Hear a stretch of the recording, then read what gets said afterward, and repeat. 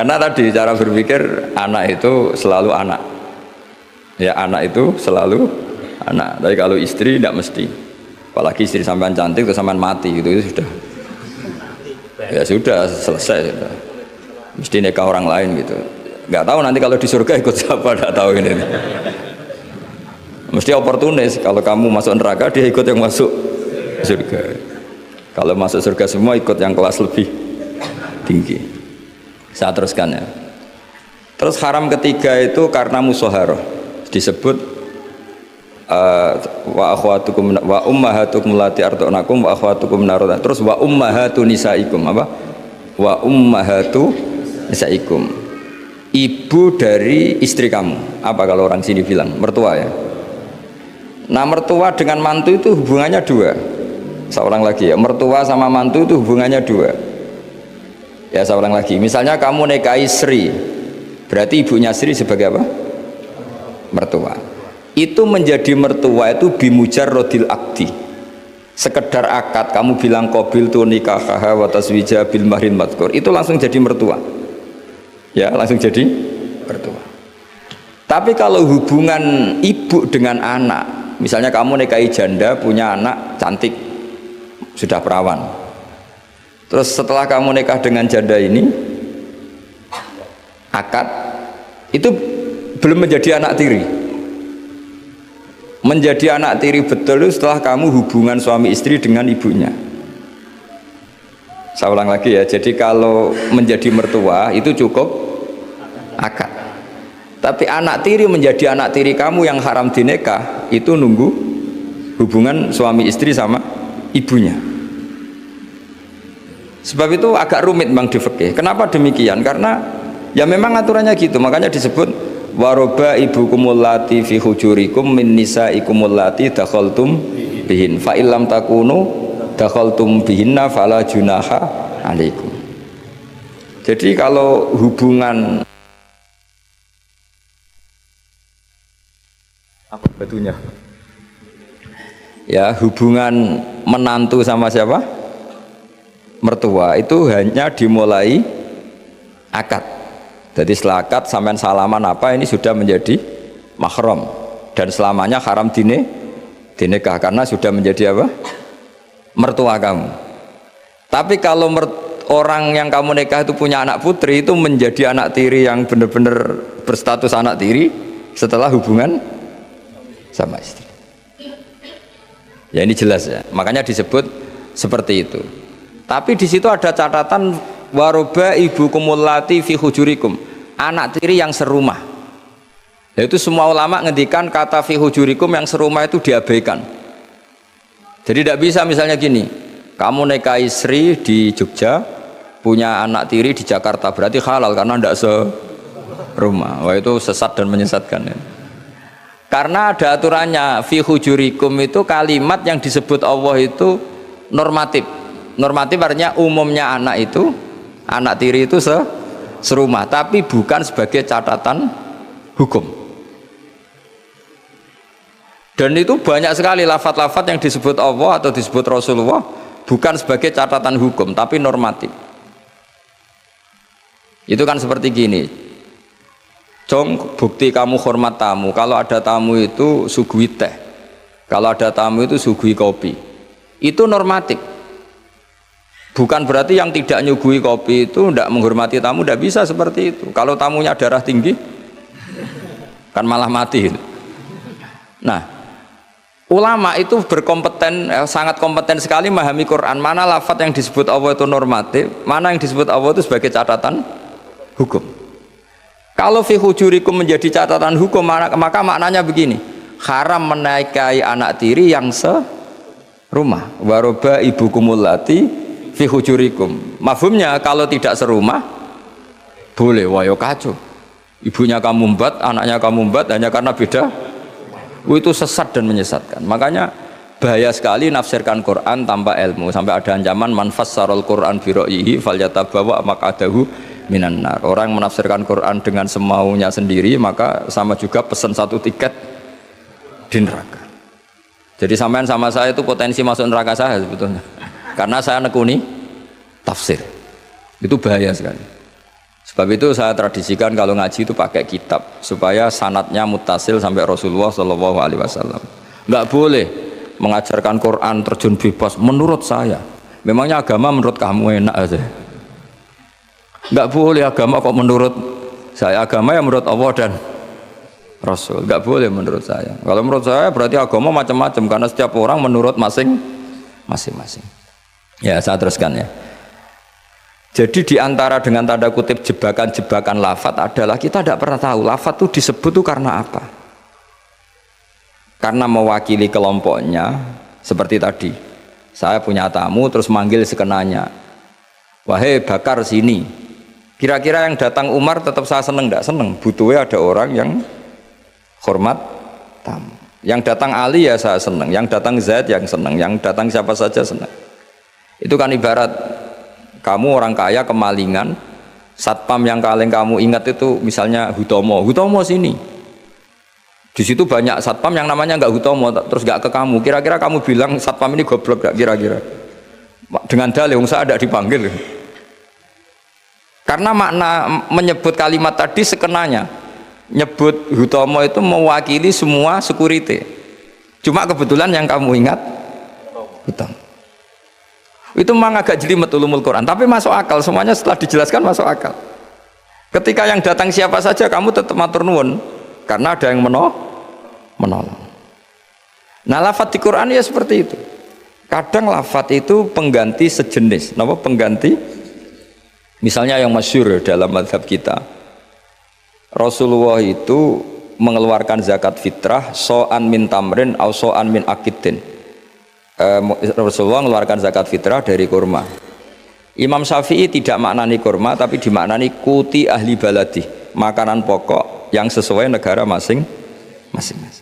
Sehingga kalau orang Jawa ya pakainya beras. Meskipun di hadis disebutkan tamar. Sama seperti Nabi ngendikan gini, tasaddaku walau bisyikki tamrotin, sedekahlah meskipun dengan separuh kurma. Kira-kira orang miskin Indonesia kamu kasih separuh kurma itu dianggap ngenyak apa enggak? Ya maksudnya separuh kurma itu kalau kita ya mungkin setengah kilo atau telur setengah kilo. Atau kata separuh secuil itu maknanya kit'ah yasiroh. Saking sedikitnya diistilahkan secuil, tapi bukan berarti cuilan betul. Nah kalau ingin persis hadis tadi ya satu kurma kamu cuil terus kamu kasihkan. Kira-kira dianggap ngenyak apa dianggap sedekah. Nah sama misalnya Rasulullah ngendikan, semoga Allah memberi berkah orang yang ketika 10 Muharram mengusap anak yatim. Itu yang penting usapnya apa sedekahnya. Terus kamu orang yatim kamu kumpulkan kamu usap semua kepalanya. Itu kira-kira itu dianggap apa coba? Wis medit di dalil kan. Nak nuruti teks hadis itu ya memang ngusap kepala. Tapi semua sepakat maknanya ngusap itu ibaratun anis syafaqah, bentuk kasih sayang. Dan kasih sayang itu paling praktis ya ngasih uang atau ngasih sesuatu yang manfaat untuk anak yatim itu. Lah nak ngusap tok diceluk waduh-waduh dibeli ana parade ngusap anak yatim. Lah itu ya termasuk di ulumul Quran diikutkan bab mafhum dan mantuk. Jadi memang susah. Jadi ahli Quran itu susah. Oh ini ya jadi menjadi ahli Quran itu harus seperti ini memang. Makanya sampai ditulis kitab setebel ini dipakai di seluruh dunia termasuk di Al-Azhar, di Palestina, di mana-mana. Itu ini kita ngaji baru berapa pertemuan aja sampai sudah pusing. Kalau sampai selesai malah tambah pusing. Tapi bagus barokahnya pusing itu tidak gegabah. Tidak gegabah mikir. Karena kalimat itu mesti ada batas. Makanya ada kaidah di semua ulama, menurut semua ulama, ada kaidah begini. Fasudur awsa'u minal kutub wal ma'ani awsa'u minal ibarat. Dada ini lebih luas ketimbang yang dicatat. Dan makna itu lebih luas ketimbang redaksi. Karena kalau dalam disiplin ilmu usul fikih itu tak beri bocorannya. Begini kalau sampean mendefinisikan kata-kata gimana? Gak umumnya orang kampus. Kata-kata adalah apa kata-kata? Kalau dalam ilmu usul fikih begini. Kata-kata adalah pilihan untuk mengekspresikan kehendak hati, dan karena kehendak hati itu banyak dan tidak terukur, maka kata-kata ini hanya mewakili sebagiannya. Dari awal sudah disebut mewakili sebagiannya. Misalnya begini, ketika Rasulullah mewajibkan zakat padi misalnya, atau zakat gandum, pikirannya Imam Syafi'i itu mewakili kata kut, yang wajib zakat itu makanan pokok, sehingga Imam Syafi'i hanya mewajibkan yang dizakati itu hanya padi, gandum, jagung, kacang, pokoknya yang bisa jadi makanan pokok. Kira-kira Imam Syafi'i itu tidak mewajibkan zakatnya kangkung, melon, mangga gitu, karena tidak makanan pokok. Tapi dalam mazhab lain enggak, ketika Rasulullah mewajibkan mezakatkan padi, itu maknanya itu matum pituhul ardu, apa saja yang tumbuh dari bumi. Sehingga kelompok ini termasuk Yusuf Qardomi wajibkan zakat melon, mangga, pokoknya semua buah-buahan, semua tanaman wajib zakat. Karena ketika Anda mengatakan begini misalnya, "Jong nak ono tamu kai pelem." Kalau ada tamu, tetangga-tetangga atau tamu kasih mangga. Sementara di rumah kamu itu ada mangga, ada melon, ada semangka. Maksud kamu itu didik anak supaya derma dengan memberi apa saja. Kebetulan yang kamu ingat melafadzkan mangga. Apa harus mangga? Nggak, cara sampean tak polling, milih mana aja. Ya saya punya anak, yang di rumah saya itu ada mangga, ada semangka, ada melon. Terus saya bilang ke anak saya, "Nak, ke tetangga kasih mangga." Kata mangga itu bisa diganti melon apa enggak? Bisa, karena semangat saya adalah mendidik anak saya itu dermawan, peduli sama tetangga. Kebetulan yang ingat mangga, sudah ini tetangga ya. Lalu tetangga itu maknanya tetangga apa manusia? Sehingga pas itu ada tamu tapi tidak tetangga, gak usah kei kan gak tonggo. Nah, makanya ini kan jadi PR. Berarti kalimat tadi, "Cong nak ono tonggo," utawa "Cong kalau ada tetangga kasih mangga." Sebetulnya kalimat itu bisa diganti, "Cong yang penting lomo." Kata tonggo ora penting, mangga juga gak penting. Maka yang dikatakan kata-kata lafat adalah mawudi'a bi'izaiha al-lafdu. Jadi yang dikatakan lafat adalah gelombang keinginan dari seseorang yang bergejolak di hati, kemudian diungkapkan. Tentu kalimat ini tidak cukup untuk menampung sekian keinginan. Akhirnya yang dilafatkan atau yang diucapkan hanya beberapa. Orang soleh tentu bergelora di hatinya ingin mendidik anaknya itu dermawan, peduli, sopan, tahu ya. Terus kan nggak mungkin kita pidato gitu ke anak kita. Akhirnya yang ngomong, "Cuk, nak ono tonggo kei mangga, nak ono tonggo kei duit, nak ono tonggo kei beras." Bareng mboke kelaparan, gak dikei apa-apa. Ini kan gak tetangga. Oh ya sarap lah. Mestinya cara terus ono tamu ya dibaro. Ini kan ndak tetangga, gak masuk definisi tetangga. Maka memahami Quran itu susahnya di situ. Apakah lafadz itu disebut tag, maksudnya kalau dalam bahasa kampus, apakah tag disebut itu untuk catatan hukum, apa untuk tadi mafhum tadi, apa ibaratun an kada, ibaratun ekspresi dari itu. Ya seperti gini, misalnya kamu marah sama istri kamu, dosa kowe nganggo HP ku. Terus istri kamu malah nganggo ATM. Wah, HP ora oleh malah nganggo ATM. Sebetulnya melarang pakai HP itu saking mangkelnya gitu saja. Kalau HP saja dilarang, apalagi pakai Alphard kamu. Tapi istri kamu enggak, saking gobloknya, mbok saking yang kamu larang kan HP, kan saya pakai Alphard. Wah, ya kacau kalau seperti itu. Maka sebuah tag atau lafadz kalau dalam bahasa Arab itu maknanya apa ya? Ya sudah seperti tadi. Saya berkali-kali nyontohkan yang awam ya. Ada seorang dikandani, "Cung, jogeman naboki bojomu." Nabok itu memukul pakai tangan. Suatu saat istrinya lapor lagi, "Pak Kiai sekarang nggak pakai tangan tapi nyaduk." Nah ketika santrinya kemarin, "Kenapa kamu masih nyaduk istri kamu? Kan Pak Kiai larang hanya nabok, kan pakai tangan, ini pakai kaki." Kan beda. Ya itu kan keliru sekali, karena maknanya jangan nabok itu pengganti dari kata jangan menyakiti. Maka meludahi ya haram, nyaduk ya haram, menerantakan juga haram. Tapi lisan kan nggak mungkin bisa ngungkap sekaligus apa yang kita ingin. Akhirnya lisan melafatkan sesuatu yang hanya mewakili sekian. Makanya disebut fal ma'ani ausa'u minal ibarat. Makna itu lebih luas ketimbang redaksi. Coba misalnya zaman Jenderal Sudirman angkat senjata untuk ngusir Belanda, terus pasukannya hanya ngangkat tok. Terus mesti Jenderal Sudirman cek goblok ya. Kalau dimarahin kan sudah ngangkat. Terus ada Belanda yang mau nembak kita, usir Belanda. Belandanya tidak kamu tembak. Kenapa? Mintanya kan diusir. Perintahnya kan diusir, bukan ditembak. Kasus gak kira-kira ada pemahaman seperti itu? Tapi lafadz tuh nggak mewakili, kalimatnya angkat senjata, usir penjajah. Padahal maknanya apa coba? Jadi kan nggak terwakili oleh kalimat angkat senjata, usir penjajah. Barang penjajah itu menembak, kamu diam saja. Gimana caranya nangkep terus mengusir? Kan nggak ada perintah menembak, usir. Itu kan kasus seperti itu. Jadi makanya di antara syurutul mufassir yang paling pokok adalah maliyan bil arabiyah. Dia punya kemampuan kesusastraan Arab. Karena nggak bisa seorang mufassir menafsiri Quran tanpa punya kemampuan balaghatul Arab.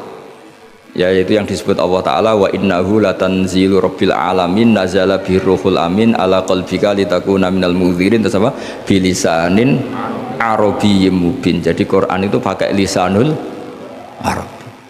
Sehingga kalau dalam kitab-kitab besar diterangkan, ketika Rasulullah dikatakan begini oleh Allah, liyaghfira lakallahu ma taqaddama min dzambika wa ma ta'akhkhara, itu bukan berarti Nabi pernah dosa, enggak, karena Nabi itu maksum. Maksum itu terjaga dari dosa. Tapi itu ekspresi mahabbah. Saya ulang lagi, itu ekspresi mahabbah. Misalnya saya senang sama seseorang, mesti kalau ketemu saya, sudah kamu tidak usah khawatir sama saya, kesalahan-kesalahan kamu sudah saya maafkan. Sebetulnya itu hanya ekspresi mahabbah. Saking mahabbahnya sampai andekan salah itu dimaafkan.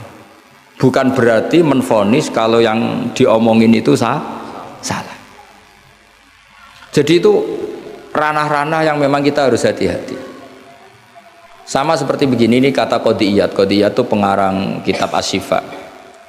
Doa itu ekspresi mahabbah. Doa itu bukan kalimat hukum. Kalau kalimat hukum itu kan iya sama tidak. Tapi doa itu enggak. Doa itu ekspresi mahabbah. Misalnya kita ketemu Zaid, kita bilang assalamualaikum warahmatullahi wabarakatuh. Semoga kamu dapat keselamatan. Enggak perlu Zaid tersinggung. Memangnya saya celaka kok sampai doakan selamat.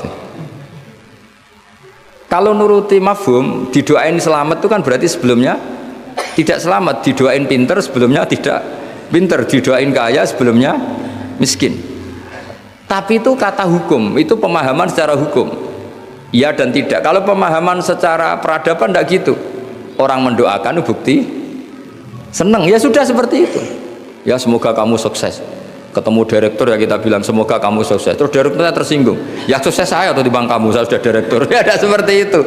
Mendoakan seperti itu bukti mahabbah, bukti senang. Nah, Allah karena saking senangnya kepada nabinya, Allah ketika mukhotobah, ketika dialek dengan Nabi, memulainya dengan afawwahu angka, Allah telah memaafkan kamu. Itu bukan berarti sebelumnya Nabi melakukan kesalahan. Ekspresi mahabbah akan mengatakan demikian. Jadi itu masalah-masalah yang tadi saya utarakan, fal ma'ani ausa'u minal ibarat. Apa yang ada di hati, ma'ani itu sesuatu yang kita kehendaki. Ma'ani dari mufrad maknan, sesuatu yang dikehendaki itu bergejolak jauh lebih dahsyat ketimbang redaksi. Jadi misalnya pagi-pagi le nak tangi turu itu nang wudu, nang sarapan itu. Ya sudah, itu ekspresi bentuk cinta orang tua kita ke kita, bahwa bangun tidur itu ya wudu terus sarapan. Tapi lalu misalnya anak ini melakukan selain sarapan asal menyenangkan orang tua, ya senang. Jangan monoton terus saya harus sarapan, ini perintah orang tua. Tidak seperti itu. Nah sekarang faktanya itu banyak orang memahami Quran secara tekstualistik atau secara harfiah. Itu dalam ulumul Quran itu bahaya sekali, karena itu tidak mewakili. Saya beri sekian contoh bahwa teks itu kadang tidak mewakili. Misalnya gini, matsalul ladzina yunfikuna amwalahum fi sabilillah kamatsali habbatin ambatat sab'a sanabila fi kulli sumbulatin mi'atu habbah. Kan tidak semua padi itu punya sab'a sanabil, punya 7 tangkai ya, dan tidak semuanya satu tangkai berbiji 100. Itu bahasa Arab murni, ibaratnya seperti itu ya, redaksinya Pak, ibaratnya seperti itu, bahwa sedekah yang diterima Allah ibarat padi yang tumbuh dalam kondisi paling ideal. Dan orang Arab maupun orang Jawa atau orang mana saja biasanya mengekspresikan ideal itu pakai angka. Misalnya, wah itu sugih dunia sak gunung, itu maknanya kaya sekali. Padahal banyak orang punya gunung tidak kaya karena gunungnya tandus. Tapi orang itu akan sepakat itu kaya sekali, punya harta satu gunung. Cara cah cilik anak bantah-bantah dunyaku sak gunung, tidak muni sak langit. Ya pokoknya ingin menunjukkan bahwa kaya raya yang tidak terhingga. Loh itu banyak di Quran seperti itu. Maka saya beri definisi ya supaya sampean ahli usul fikih. Apa yang dikatakan tag mawudi abi izaiha al-lafdu, yang dikatakan tag adalah ekspresi dari gejolak batin ingin mengungkapkan keinginan. Karena batin ini bergejolak, tag ini hanya mewakili sebagiannya. Kayak tadi kamu ketakutan di dalam rumah ada ular gitu, misalnya ibu-ibu atau mbak-mbak, mesti manggil kan, Kak Rene, ingatnya kakaknya. Terus adiknya di situ, nggak ke situ. Kenapa kamu nggak ke situ, ada ular? Kan kakak panggil kakak, saya kan adik. Kira-kira kamu mangkel nggak sama adik yang seperti ini? Kira-kira goblok atau sekolah mesti gitu. Nah sebetulnya kalau ini waras, adiknya waras, cara berpikir kayak gitu, kakak dalam bahaya minta pertolongan, dan kalimat kak atau mas itu ekspresi dari orang yang dimintai pertolongan. Jadi kata mas dihilangkan, diganti orang yang dimintai, sehingga kalau yang datang bapaknya ya seneng, pamannya ya seneng, adiknya ya seneng, meskipun kalimatnya bilang mas atau kakak. Jelas gini ya. Itu dibabkan tadi mana kitabnya? Dibabkan di mafhum dan mantuk. Ya, dibabkan di mafhum dan apa? Mantuk. Saya teruskan lagi ya. Li annahu innama khassa bidzikri li ghalabati khudurihi fi dzihni. Jadi ini jelas ya. Mungkin ada banyak yang pintar bahasa Arab, ini saya baca teksnya. Li annahu innama khassa bidzikri li ghalabati khudurihi fi dzihni. Kenapa menyebut si A si B? Karena yang kebetulan diingat. Tapi makna yang diinginkan kan siapa saja yang menolong karena ada ular, meskipun menyebut seseorang. Ya kayak tadi misalnya satu rumah itu ada kakak, adik, paman. Terus ketika ada ular atau ada maling kita bilang, Kak tolong. Kak tolong itu sebetulnya mewakili siapa saja yang bisa menolong. Kebetulan yang pas diingat saat itu kakak. Tapi andikan yang datang pamannya ya seneng, adiknya seneng, atau siapa saja. Jadi pertanyaannya adalah yang paling pokok dari itu adalah minta tolong, bukan kalimat kakak. Nah yang kalimat kakak ini namanya apa? Disebut karena diingat, bukan disebut karena catatan hukum. Nah itu ada ilmunya. Berapa kalimat yang disebut karena yang diingat atau sebagai catatan hukum. Kalau sebagai catatan hukum ya punya mafhum mukhalafah, kalau tidak ya tidak. Misalnya begini, ada pernikahan Sri sama Zaid, kemudian Zaid ini security atau cadalem, terus ketika tak panggil Zaid datang, yang datang Umar, kan sama-sama cadalem, tidak bisa kalau seperti itu, harus Zaid karena mewakad nikah. Masa akad nikah diganti-ganti kan tidak bisa, kan sama-sama cadalem ya tidak bisa. Lama-lama sampean maju kan sama-sama manusia ya tidak bisa kalau konteks seperti itu. Makanya lafadz disebut itu dilihat, disebutnya sebagai catatan hukum apa sebagai tadi yang sedang diingat ya. Jadi jelas ya, jadi itu ada aturan-aturannya. Li'annahu innama khassa bidzikri li ghalabati khudurihi fi dzihni. Terus kedua ada catatan lagi, wa alla yakuna muwafiqan lil waqi'. Ya, di antara catatan hukum lagi, sesuatu itu tidak lazim sebagai fakta. Saya ulang lagi, sesuatu itu tidak lazim sebagai fakta. Misalnya begini, kita tahu yang namanya nasi itu makanan pokok, ya kita tahu teh itu minuman. Ketika saya bilang, Jong saya ambilkan teh, itu apakah maknanya itu teh, apa maknanya itu minuman? Beda dengan mengatakan satu gelas ini bernama teh, kebetulan itu teh betul, itu namanya mengatakan sesuatu sesuai hakikat, karena teh ya dikatakan teh. Tapi kalau mengatakan tamu saya ambilkan teh, ini pertanyaannya adalah teh itu menggantikan kata minuman apa memang harus teh? Jadi itu memang seperti itu. Sehingga di hadis banyak dawuh Nabi itu diganti, tapi penggantinya harus ulama. Kalau tidak ulama namanya bid'ah. Misalnya Nabi mengajari gini, anak-anak kamu ajarin panah. Dulu alat perang itu ya panah, terus di era modern kamu tetap pakai panah, musuhnya pakai brand. Kan Nabi dawuhnya panah, ya taqabbalallahu minna minkum taqabbalan. Jadi seperti ya tadi seperti, karena Nabi ketika mengatakan panah adalah ibaratun an alatil harbi, implementasi dari alat perang yang zaman itu panah. Itu kan sama seperti Nabi ajari anak kamu berkuda. Dulu alat perang transportasinya itu alatnya itu kuda. Sekarang musuh pakai pesawat tempur, kamu pakai kuda.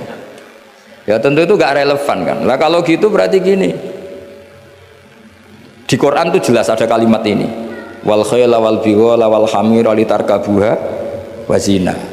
Kamu saya beri nikmat, ada kuda, ada unta, ada macam-macam. Terus di antara ayat terusannya litas tahu ala duhurihi summa tazkuru ni'mata rabbikum idastawaitum alaihi wa taqulu subhanalladzi sakhkhara lana hadza wa ma kunna lahu muqrinin wa inna ila rabbina lamunqalibun.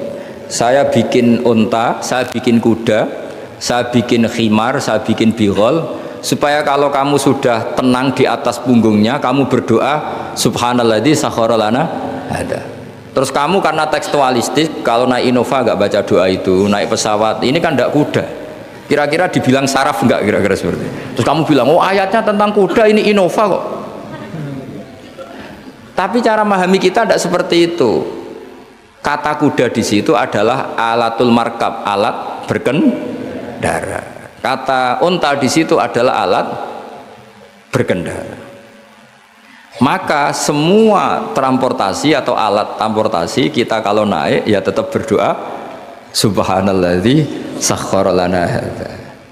Dan itu seterusnya ya. Jadi ngaji pertemuan ini ingat-ingat ya kaidahnya apa? Fal ma'ani awsa'u minal ibarat wasudur awsa'u minal kutub. Itu semua ulama pasti bilang seperti itu. Kalau sampean belum pernah bilang berarti belum ulama. Makanya ini dimulai sekarang. Untuk saja di ulama harus hafal kaidah apa? Fal ma'ani awsa'u minal ibarat wasudur awsa'u minal kutub. Itu nanti kalau sampean sudah pinter itu pinter betul nanti. Bukan pinter-pinteran tapi pinter betul, karena memang seperti itu. Sehingga misalnya Rasulullah dulu tofa Rasulullah rokiban, Nabi tawaf secara berkendara. Saat itu tentu naik unta. Sekarang orang-orang sepuh pakai kursi roda. Jangan terus bilang gini, dulu Nabi naiknya unta, maka orang sepuh nggak boleh pakai kursi roda, harus pakai unta. Yo dia tabuki polisi Arab, aneh-aneh sampean. Jadi karena dulu Nabi sudah berumur dan beliau tidak suka memaksakan, dan untuk menunjukkan kalau tawaf secara berkendara itu sah, boleh, terus beliau naik unta sambil apa? Tawaf. Akhirnya kesimpulan hukumnya apa? Boleh berkendara saat tawaf. Sudah untanya dibuang. Maksudnya harus pakai untanya dibuang. Lama-lama nanti gini, nggak boleh tawaf sekarang. Dulu Nabi tawaf langsung tanah, ini sudah keramik gini, nggak boleh. Ya repot kalau kamu perdebatkan begitu terus, ya repot. Lah ya karena tadi ketika Nabi naik unta itu semangatnya Nabi adalah mempermudah umatnya, terutama bagi yang tua. Semangat yang ingin dimaklumatkan Nabi itu. Wahai umatku, kalau kamu sudah tua jangan memaksakan jalan, berkendaralah. Atau cari alat yang menjadikan kamu mudah. Nah itu tentu gak tersampaikan semuanya dengan redaksi. Tapi dadanya Nabi bergejolak ingin mengimplementasikan bahwa agama ini yuridu wa bikumul yusra wa la yuridu bikumul usra. Wah itu tentu gejolak ini kan nggak terwakili oleh lafaz. Seperti kamu bilang ke istri kamu, "Dek, saya cinta kamu karena kamu cantik." Itu bukti seneng saja. Nak bojone cerdas, berarti aku nak selek kira seneng. Wah ya repot kalau gitu. Padahal kalimat itu maknanya kan gitu. "Dek, saya seneng kamu karena kamu cantik." Mafhumnya apa? Kalau tidak cantik, kalau sudah tidak cantik tidak seneng. Tapi tidak seperti itu. Pokoknya kamu itu ingin gombal terus ngomong itu aja. Jadi makanya walhasil itu tadi inget-inget ya Pak, fasudur ausa'u minal kutub, bahwa dada kita ini lebih luas ketimbang yang kita tulis. Ya, dada kita lebih luas ketimbang yang kita tulis. Terus wal ma'ani ausa'u minal ibarat. Makna yang kita kehendaki itu jauh lebih luas ketimbang redaksi. Karena tadi kita manggil security misalnya si A, yang datang selain si A juga nggak masalah, karena kata si A tadi hanya keterbatasan kita sebagai manusia, sehingga harus menyebut satu orang, padahal siapa saja nggak masalah, karena butuhnya kita ada yang menolong atau ada yang membantu. Ya saya ulang lagi ya, fal ma'ani ausa'u minal ibarat wasudur ausa'u minal kutub. Ya, assalamualaikum warahmatullahi wabarakatuh.